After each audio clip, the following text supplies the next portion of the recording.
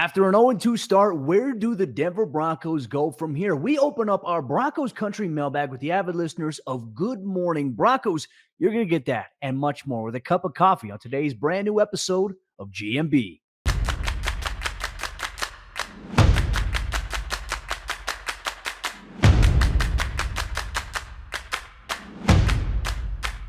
Good morning, Broncos country. Welcome into another episode of GMB, your daily bite-sized cup of coffee and Denver Broncos conversation here on Mile High Sports. Every team, every day. You love Colorado sports. We have coverage for you on all the major professional sports, including the CU Buffs, who are off to a 3-0 start ahead of a big matchup this week against the University of Oregon. Sko Ducks. I'm a Ducks fan, so don't take it personal there for all you Colorado listeners there. But we're going to open up the mailbag on today's episode of the show here. And obviously, after a disappointing 0-2 start, where do the Denver Broncos go from here? Because the outlook, the forecast in the eyes of many fans that I've talked to, it's very gloomy, and rightfully so. You lose 2 home games, and you have a tough road game coming up against the Miami Dolphins. Not a lot of room for optimism. I'm Cody Roark, Broncos reporter from Mile High Sports and Broncos country. Let's jump into our first question that we have here in our mailbag episode. It comes in from Ty at TyFlyGuy15 on Twitter. He asked the question, do you think that we'll see more J.L. Skinner next week if Kareem Jackson gets suspended and Turner Yell can't play due to injury? Well, obviously, as the time that Ty had sent this in, we did get clarification. Kareem Jackson not expected to be suspended by the NFL, but is expected to receive a hefty fine 2 weeks in a row, unfortunately for him. Now, I think there's also, maybe I can go a different direction here with this question, right? Kareem is obviously going to be the starting safety this upcoming week against the Dolphins alongside Kareem Jackson. But I think it showed, and I think Sunday's game against the Commanders was a great example. What happens if you do suffer an injury to a guy like Kareem or to Justin? Look, Justin, he came up, he was the team's leading tackler in Sunday's loss, but he also had a couple of shots where he took on a defender where he seemed like, hey, that hurts. So he might be a little banged up going into this week. I'm not sure. I don't want to speak and put that out there because, I only am going off of what I saw on Sunday after, he made a tackle. There were a couple times where it looked like something was bothering him, but it's just a physical game. We all know that. You're going to go through that in games, but I think it does pose the question, like if something were to happen to any of the Broncos starting safeties, I don't know if Denver is in a good spot right now. Look, P.J. Locke is still 2 weeks away from being able to be activated off a short-term injured reserve. And I think when he comes back, he's going to be a big part of what the Broncos do defensively going forward here. The loss of Caden Stearns is so massive, as we talked about last week here. But I just don't know if Delarian Turner-Yale or J.L. Skinner, I don't know if these two guys are ready to step into that role on the defensive side of the ball just yet. I mean, Sam Howell launched a throw right over the top of Delarian Turner-Yale. He's supposed to have that deep coverage there, and Damari Mathis playing trail underneath technique, and he just fitted into a tight window to Terry McLaurin for a touchdown. So I don't feel comfortable right now with where Denver's safety depth is at. And look, I think if there were to be some sort of injury of any sorts, I think that's where, Essang Bassey may have to play safety for Denver at some point this season. He had to in the second half after Turner-Yale left the game due to a cramping issue there. So I think, Ty, that's a great question that you send in, my friend. Appreciate that there. Our next one comes in from Ryan Navy. He says, Sean Payton is an accountable head coach. To back that statement, will Damari Mathis be benched? His PFF grade is a 27.8. That's an unacceptable for a starter. First off, folks, I mean, Ryan, I think it's a great question, right? And this isn't a shot at you or anything like that. Folks, PFF grades are not reliable. They're not credible. You should never, ever base your analysis or maybe how you feel based on a PFF grade, because here's the deal. These guys are assigned to watch a game quickly after it ends, and they're supposed to go in and grade a guy. But these guys don't even know the coverage calls. They don't even know what the responsibility of these players are. PFF grades are not viewed very friendly in the eyes of the coaching community, NFL coaches, coordinators, head coaches. PFF is just a fluff thing. It's great conversation. But look, I can tell you this. I think Damari Mathis, look, week one, he had a rough game. But I think overall, everyone's looking at maybe what happened in Washington. Obviously, Denver surrendered that many points, 35 points, not good there. But I think we have to have determination on where the coverage is, what the coverage call is here. And I didn't see any really big plays where I'm like, oh, man, Damari Mathis just got smoked on that one. We can talk about the touchdown to Terry McLaurin. Based on that alignment, going back and watching the All-22, Turner-Yale's supposed to climb depth. He's supposed to keep everything in front of him. Mathis is covering him on trail technique, right? So he's playing underneath while you have safety help over the top. And I mean, once again, Howell just delivered a beautiful throw there. There was a play on 3rd and 15 where Sam Howell launched it. It's cover 2. And so what happens is there, Justin Simmons got over the top, made the tackle there. Unfortunately, it was a first down for Washington. But Damari's responsibility in that situation is to play curl to flats. And obviously, when you have that outside receiver there, my only critique on that play would be never let that guy get outside, right? But he did. You always want to try to prevent that. Always keep outside leverage so you're not giving up the sideline there. Unfortunately, that did happen. That would be my only critique from what I saw on Mathis. But I think overall, Denver's secondary, I think the corners did fine. Obviously, you talk about the penalties. Denver's had 12 total penalties called on them defensively in the first 2 weeks. That has to get cleaned up, and we can dive deeper into maybe some of the other things Denver's defense has to address here. But Ryan, that is a great question. Look, I think Damari Mathis will be fine. Once again, I going back and watching the tape, I didn't really see anything. It's like, oh my gosh, Damari's out there struggling. Damari's just playing what the coverage call is assigned to. And sometimes you're going to have guys like Terry McLaurin, you're going to have other guys making plays.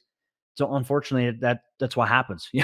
But how do you bounce back from it? How do you respond? This is going to be a tough week. You have a very tough wide receiving core that you're going against with the Miami Dolphins. And so I'm very curious to see what Denver does. But I do think Denver needs some more help in the secondary, especially as they play some of these teams that like to spread it out. The Miami Dolphins are going to be a great example of just that here. Our next one comes in from newtype_JK47.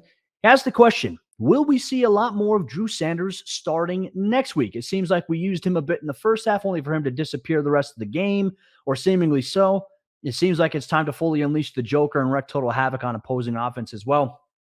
This is also a tough dilemma for Denver to be in, right? I think when we saw certain things, like certain packages, I think it was like a 3rd and long, that's when we saw Drew Sanders come in a little bit there. But it's so hard to get a guy like him on the field right now when you have 2 starters who are pretty good in Josie Jewell and Alex Singleton. And look what Denver was doing. Denver was blitzing them a lot, which ended up coming back to bite them in the tail. It's not on the linebackers. That's on Vance Joseph as the defensive coordinator. Being blitz aggressive, I mean, look, you want to be aggressive, right? But there's a fine line. When you're being ultra aggressive to the point, teams are like, hey, our counter to this, you know what I'm going to do? If you're going to send a lot of pressure on me, I'm getting the ball quickly. I'm doing screens. I'm doing dump-offs there. And that's where Eric Bieniemy and the Commanders really took advantage of the Broncos defense. That was a really unfortunate thing there. I don't know how you can get Drew Sanders more time on the field defensively. Now, look, Tua Tagovailoa is another quarterback that Denver's going to face this week. Loves to get the ball out of his hands. They're not going to do a lot of designed runs with him. Not sure you necessarily need to spy him, but how can you maybe use a guy like him? Denver went with a 3 outside linebacker rotation with Jonathan Cooper, Randy Gregory, and Nick Bonito. Maybe throw him in there a couple of times in one of those pass rush packages on the outside as an edge guy. I mean, I wouldn't be opposed to it, but then again, there's just so much, and Denver's going to have to find a way to simplify things, which, according to Sean Payton, we met with him on Monday's conference call. That was the thing, simplifying verbiage, shortening it if need be, and trying to help figure out how to speed up the operation process of the team on offense and defense inside the huddle, breaking the huddle, things like that. So something to keep an eye on here as we go forward. But yes, great question, my friend. I appreciate you here. We'll get to some more here. Kinley G says, why do we see little to no Marvin Mims in the second half? Should Riley Moss start at cornerback 2 this week if healthy? Well, in terms of Marvin Mims, I'm with you. I'm perplexed. I mean, you have 2 catches, 2 targets for 113 yards and 1 touchdown, and you don't see a single look in the second half. Now, granted, Denver's first possession of the second half, it was disastrous. I mean, you talk about Daron Payne single-handedly demolishing Denver's hopes on that drive there, a sack, a TFL, a pass deflected, tipped at the line of scrimmage. Like, that's just unfortunate that Denver had to encounter that there. But for Marvin Mims, like, yeah, I mean, he's a guy that you can get involved in the short game too, like design screenplays. We saw that against the Raiders. He had a smoke screen play. We used to see Peyton Manning to Demaryius Thomas on that play. You got Marvin Mims that play there. He's got speed, but I also think you can do things like bubble screens, bow outs, quick hits to the flats there to see if, okay, hey, if you can get him the ball quickly in space, how does he get upfield? I like his movement. I like his speed that he has there, but we didn't see enough of that in the second half, and I think that he's going to be a key for this offense going forward because, hey, if teams have to respect Marvin Mims' deep ball threat speed, then I think that opens things up for Jerry Jeudy, Cortland Sutton, and other potential receiving options. It's about creating balance on the offensive side of the ball. And look, I think Denver's better off right now offensively than most people think. I think that they have everything that they need. They just unfortunately had a snowball effect of 2 turnovers and missed execution and a couple of backwards plays, but Denver's offense, I think, will be fine. I think the main concern for them right now is on the defensive side of the ball. In terms of Riley Moss, look, here's the deal. I think Damari Mathis he's an easy button target right now for a lot of outrage. And look, we talked about week one. We acknowledge, yeah, he had a rough game. I thought he had a bounce back game here in week two. And now I think a lot of people are going to look at 35 points given up. But I go back and watch the film and see what coverage Denver is in, see where Damari's alignment is when they're playing man. I mean, I thought he had a lot of good reps in man coverage. There was times that he was asked to cover Terry McLaurin. Did a good job. We referenced earlier there was that touchdown that Terry McLaurin had. He's playing underneath coverage while he's expecting safety help over the top. The safety doesn't get there. It leads to a tight window touchdown throw. I mean, the margin of error to play defensive back in today's game is very, very minimal here. But I do think Riley Moss can maybe help in terms of depth in certain packages like the dime package. I don't think that it's enough to unseat Damari Mathis right now there. So thank you for your question here in Broncos country. We have a lot more questions we're going to get to on this morning's episode of Good Morning Broncos. Make sure you pour yourself a cup of coffee here. But let me tell you about our friends over there at Superbook Sports.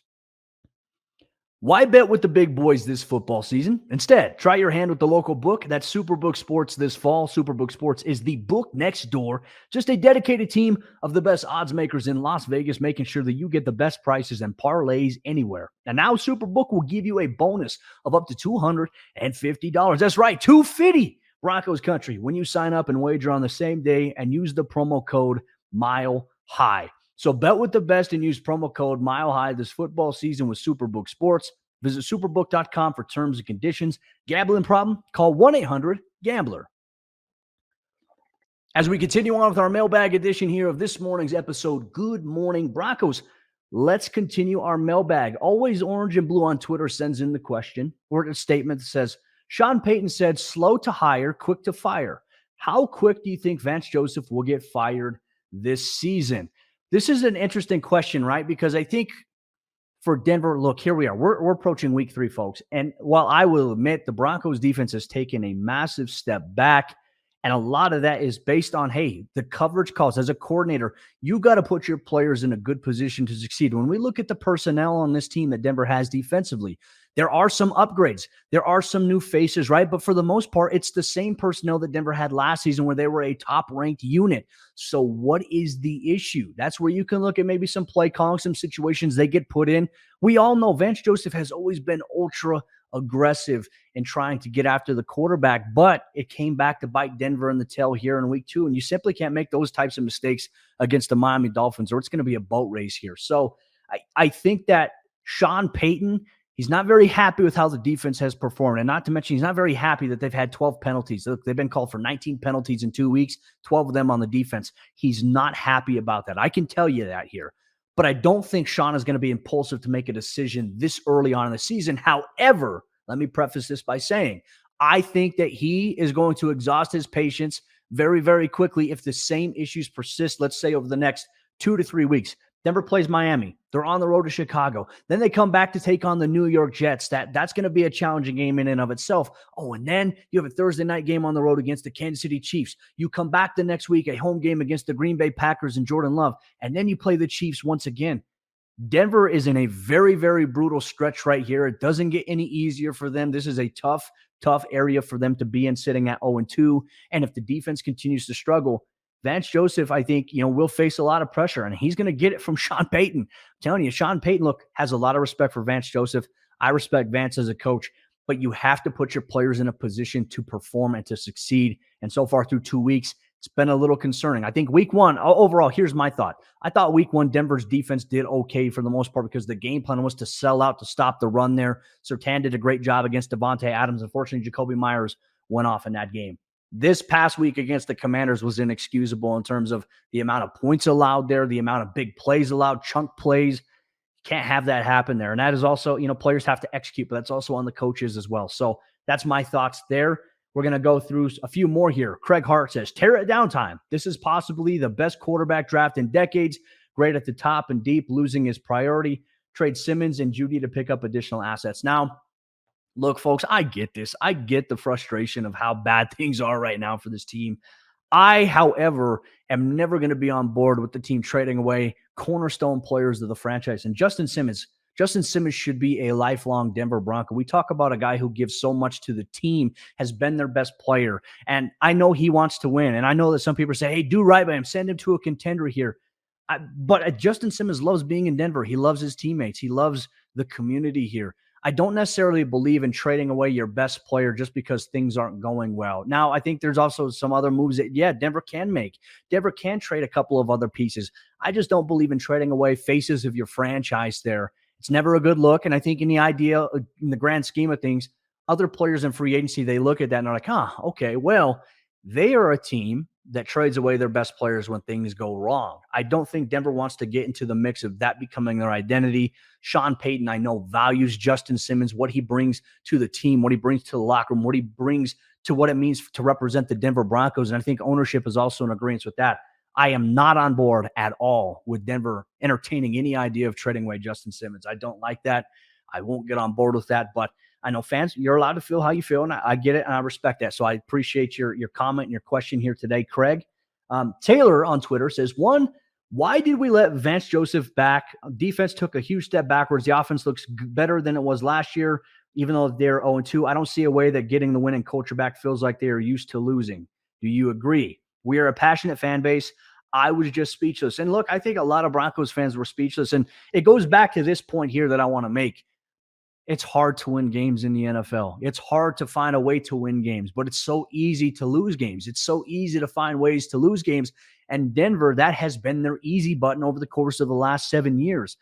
They have got to figure out, and I don't know what it is. I don't know if it's because they've been in this situation before, but you can tell when the momentum started to swing for Washington's favor in Sunday's game, body language. You could see it.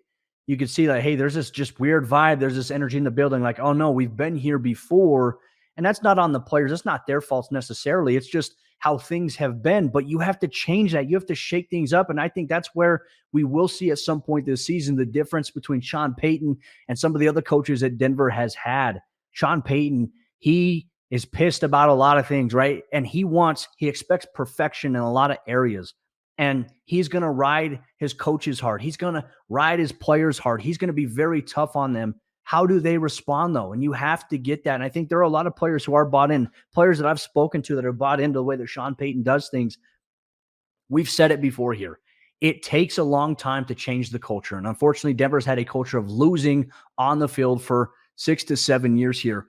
It has to change, and Sean Payton is not going to tolerate and wait for it to happen. He's going to find ways to make it happen, even if it is an ugly season here for the Denver Broncos. So I think it is important to put that out there, Broncos country. I think these are some great questions that we have here.